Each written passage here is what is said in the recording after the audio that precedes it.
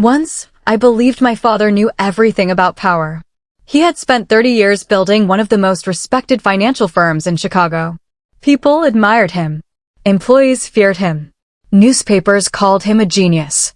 At family dinners, he reminded everyone that every dollar we enjoyed existed because of his discipline. According to him, I was the only disappointment. He often said that I had inherited my mother's kindness instead of his business instincts. "You'll never survive in finance," he told me countless times. "You're too soft." I stopped trying to convince him otherwise years ago. Instead, I quietly built my own career.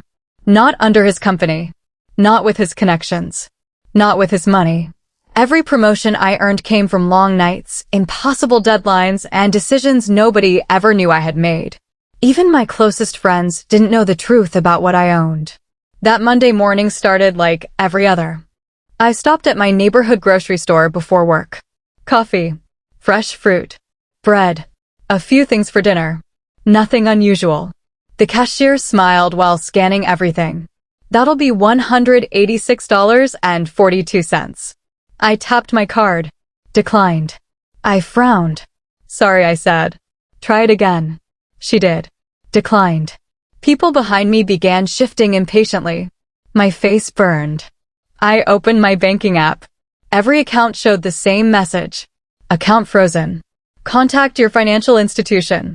For a moment, I thought the bank had been hacked. Then my phone rang. "Dad." I answered. Before I could say anything, his calm voice filled the line. "I canceled every card connected to your name." I froze. "What?" "You've been making decisions without consulting this family." "I've simply been living my own life." "No," he interrupted. "You've forgotten who pays for everything. I haven't taken a dollar from you in years." He laughed. "You still don't understand how the financial world works." Then his voice became cold. "You know how to follow orders. You were never meant to manage money." Silence. He expected me to argue. He expected tears. Instead, I quietly placed my phone back into my purse. I looked at the cashier. "I'm sorry for the inconvenience." Then I walked out. Without another word, I drove straight toward downtown Chicago. Not to my father's office. Not to a lawyer. Not even to my bank branch. I drove to the headquarters of the holding company that owned nearly 40 regional banks across the country. A building my father had entered hundreds of times, without ever knowing who actually controlled it. She parked in the underground garage reserved for board members. The security guard looked up from his desk. "Good morning, Ms. Carter." She smiled politely. "Morning, David." He immediately pressed a button. The private elevator doors slid open. Inside the mirrored elevator, Emma looked at her reflection. There wasn't a trace of panic on her face. Only disappointment. Not because her father had frozen her accounts. Because after all these years, he still believed he controlled her life. The elevator stopped on the top floor. The receptionist stood the moment she saw Emma. "Good morning, Chairwoman." Several executives nearby also stood. "Good morning, Ms. Carter." Emma greeted each of them before walking into the executive conference room. The room fell silent. 12 directors were already waiting. Richard Hayes, the CEO, closed his laptop. "We weren't expecting an emergency meeting today." Emma placed her phone on the table.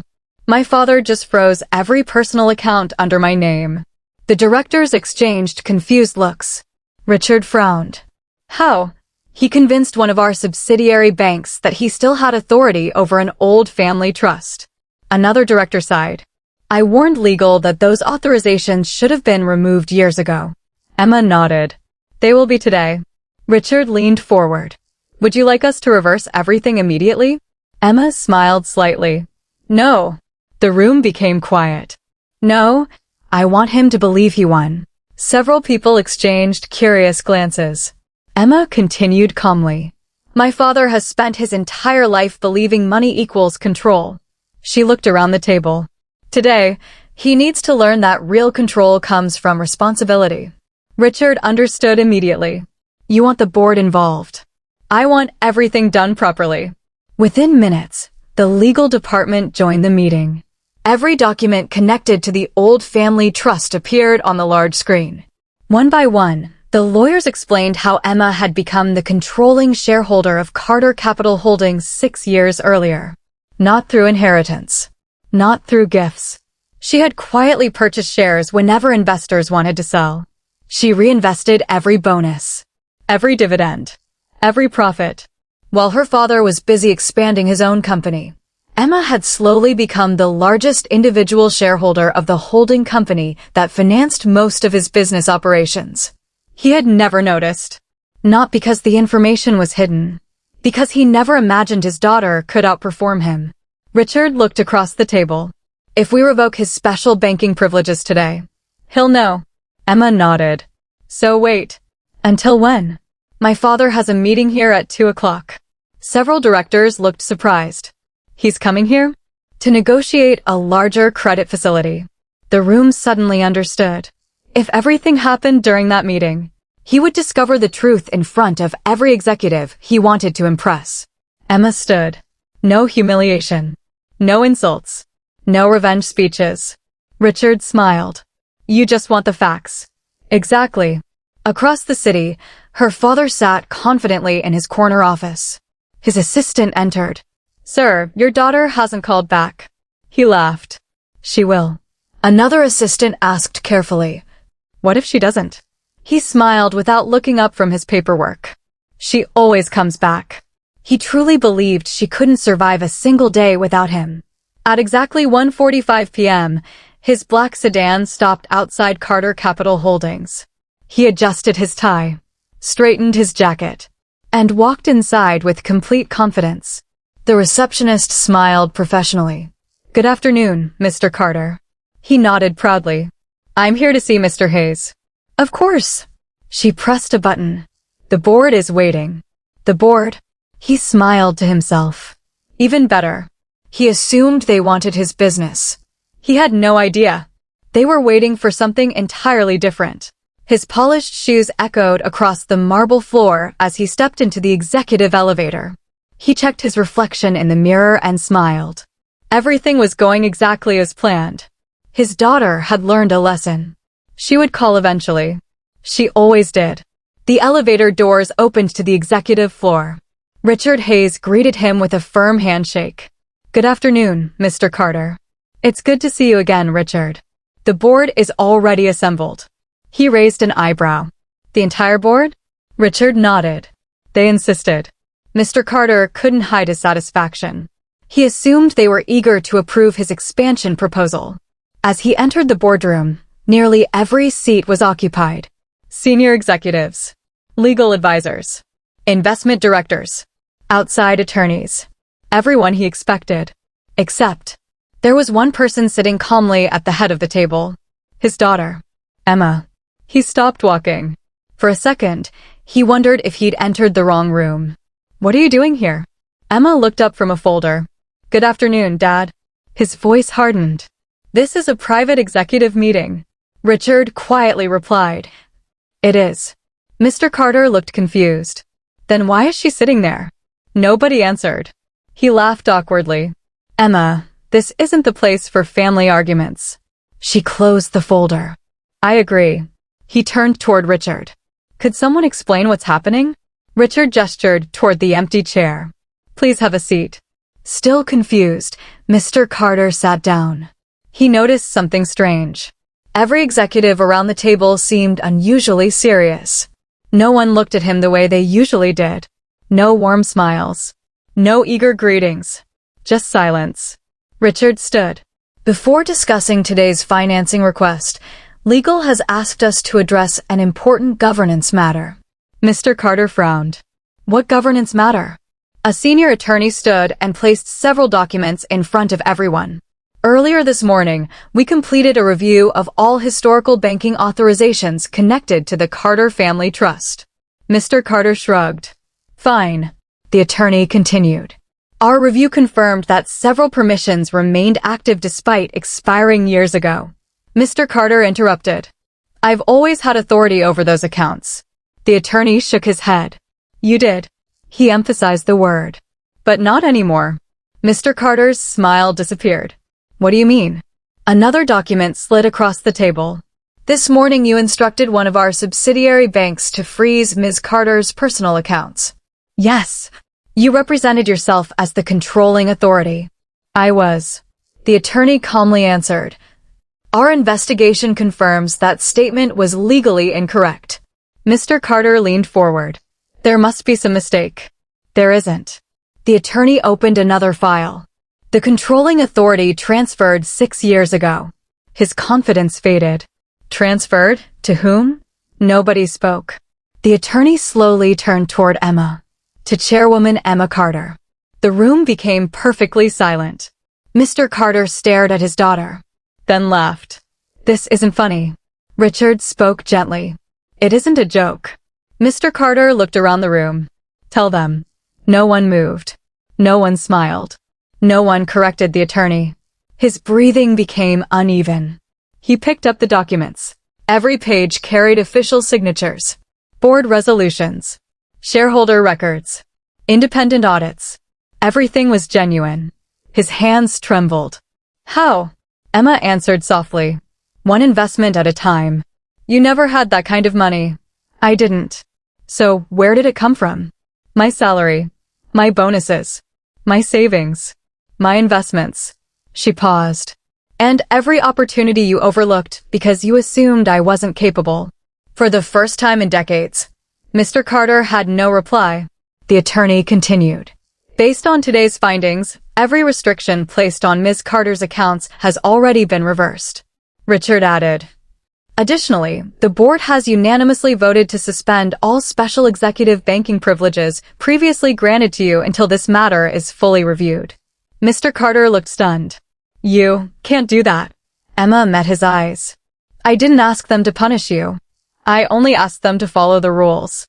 The same rules he had spent his entire life telling everyone else to obey. For the first time, those rules applied to him. The boardroom remained silent. No one reached for a glass of water. No one whispered. Even the air seemed heavier. Mr. Carter slowly lowered the documents onto the table.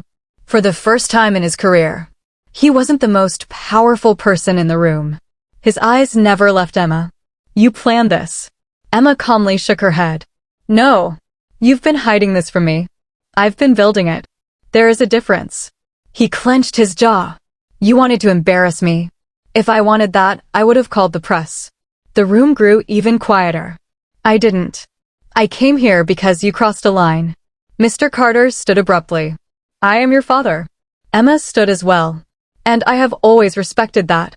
Her voice remained calm. But being my father never gave you the right to control my life. The words landed harder than anyone expected. Richard glanced around the table. Several directors lowered their eyes. Many of them had children.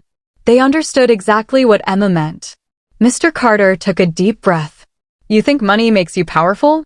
Emma answered immediately. No. You taught me that. He frowned. What? You spent my entire childhood telling me that real leaders take responsibility. She paused. I believed you. But somewhere along the way, you stopped believing your own advice. The silence became almost painful. One of the independent directors cleared his throat. There is still today's financing request. Richard nodded. That's correct. He opened another folder. Mr. Carter, your company has requested a £240 million expansion credit facility. Mr. Carter straightened his shoulders. Yes, Richard continued. Normally this would have been approved. But after today's events, our risk committee has concerns. Mr. Carter's expression changed instantly. What concerns? The chief risk officer spoke for the first time. This morning you used outdated authority to freeze another person's accounts. Whether intentional or not, it demonstrated poor governance. Mr. Carter looked shocked. You're questioning my integrity over one family disagreement? The officer replied calmly. We're questioning judgment. In banking, judgment is everything. Another director added. If a CEO allows personal emotions to influence financial decisions, investors lose confidence. Those words hit harder than any accusation. Mr. Carter had spent decades teaching executives exactly that principle. Now it was being quoted back to him. He turned toward Emma. You can stop this. Emma looked at him quietly. I can. Then do it.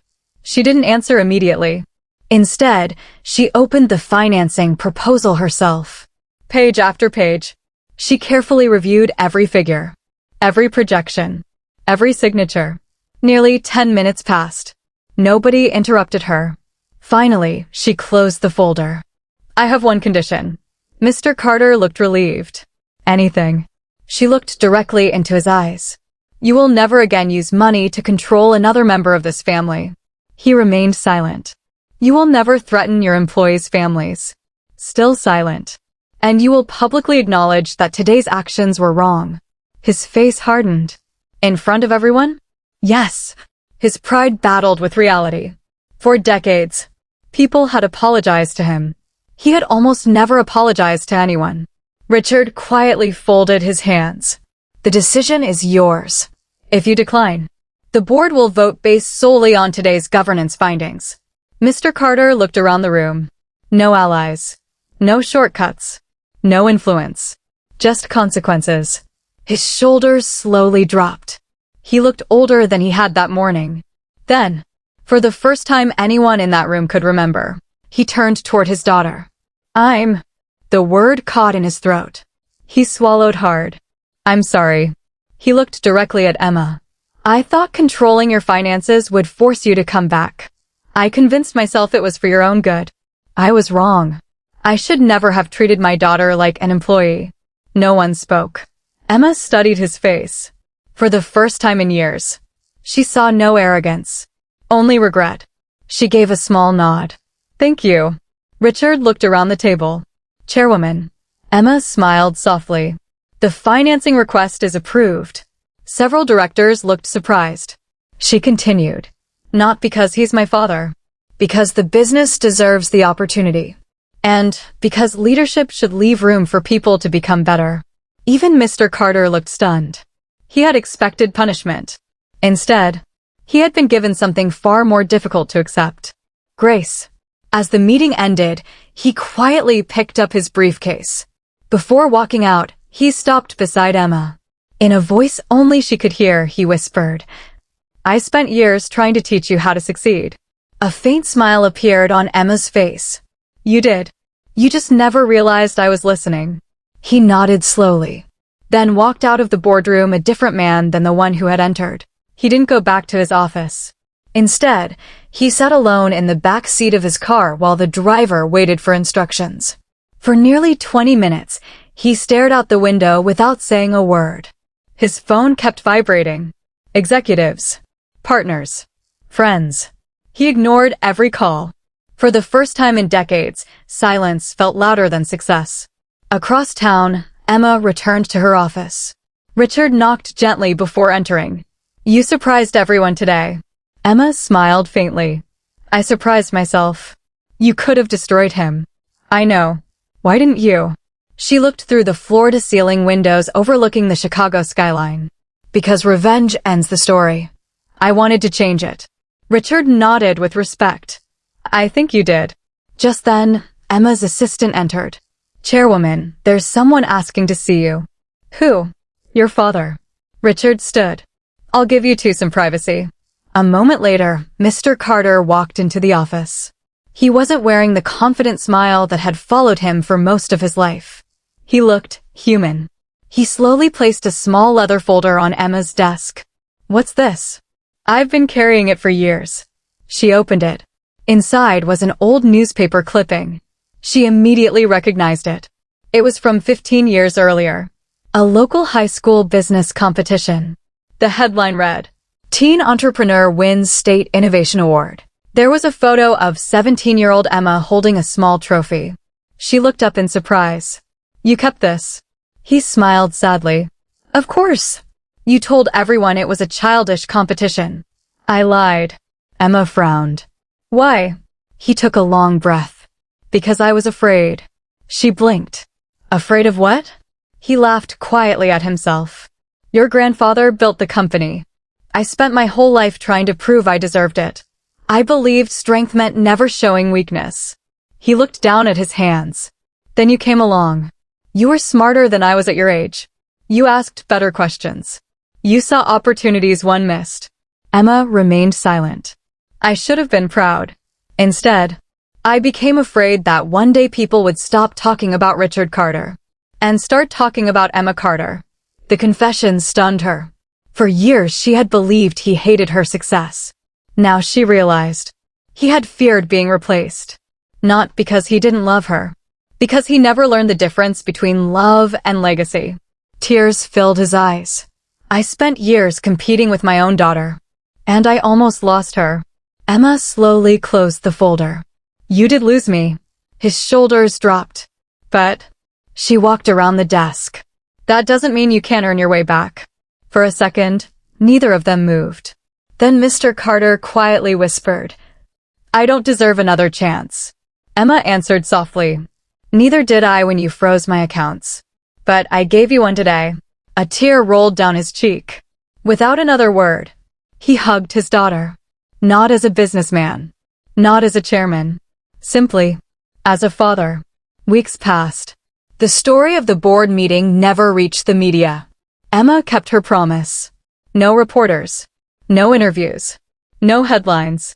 Inside the company, however, something changed.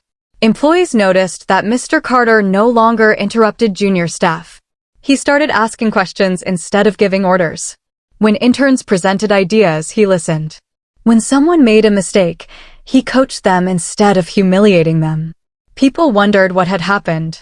Only Emma knew. One Friday afternoon, Richard walked into Emma's office carrying a financial report. Quarterly profits are up 18%. Emma smiled. That's good. He grinned. There's something even better. What? The employee satisfaction survey. She looked at the numbers. It was the highest score in company history. Richard laughed. Turns out people work harder for leaders who respect them. Emma looked toward the city skyline again. Her father had spent decades building a successful company. But respect. That was something money could never buy. Months later, at the company's annual leadership conference, hundreds of employees filled the ballroom. Mr. Carter stepped onto the stage. Everyone expected another speech about profits and performance. Instead, he smiled and said, The greatest investment I ever made wasn't in property or finance. It was learning from someone I once refused to listen to. He turned toward the front row. Emma stood there quietly. The entire room rose to its feet in applause. Not because she had won, but because she had chosen forgiveness over revenge. And in doing so, she had changed far more than a business. She had changed a family.